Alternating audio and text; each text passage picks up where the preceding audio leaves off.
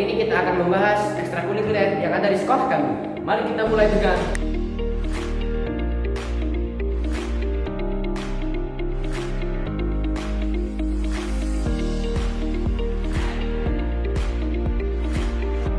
yang pertama, Ekstra Silat. Pagarnusa atau sering disingkat PN adalah organisasi pencaksilat di bawah naungan Nahdlatul Ulama yang berdiri pada 22 Rabiul Akhir 1406 Hijriah atau disebut juga 3 Januari 1986 Masehi di Pondok Pesantren Lirboyo, Kediri, Jawa Timur dengan ketua umum pertamanya adalah Kiai Haji Abdullah Maksum Jauhari.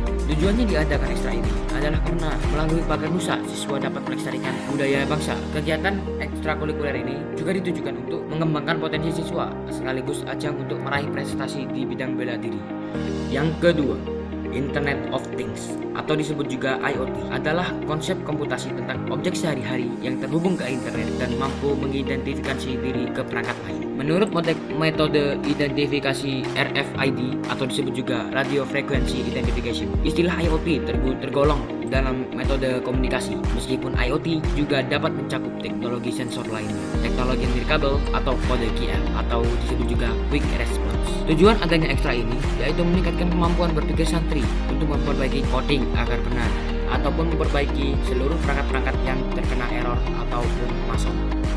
Yang ketiga, desain grafis. Desain grafis atau rancang grafis adalah proses komunikasi menggunakan elemen visual seperti tipografi, fotografi, serta ilustrasi yang dimaksudkan untuk menciptakan persepsi akan suatu pesan yang disampaikan.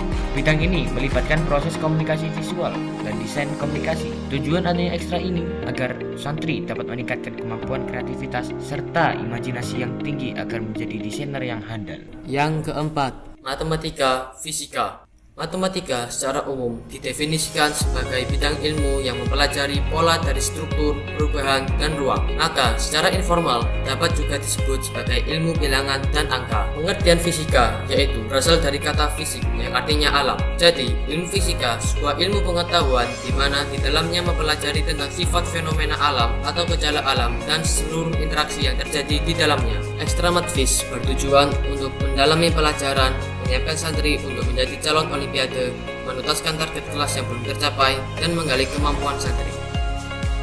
Yang terakhir, biologi kimia. Biologi merupakan ilmu yang mempelajari tentang makhluk hidup, sedangkan kimia adalah ilmu yang mempelajari mengenai komposisi, struktur, sifat zat atau materi dari skala atom hingga molekul, serta transformasi dan interaksi mereka untuk membentuk materi yang ditemukan di kehidupan sehari-hari. Ekstra Biokim ditujukan untuk mempersiapkan siswa dan siswi agar mampu ikut olimpiade biologi dan kimia serta mendalami struktur makhluk hidup. Terima kasih telah menonton. Mohon maaf bila ada salah kata. Wassalamualaikum warahmatullahi wabarakatuh.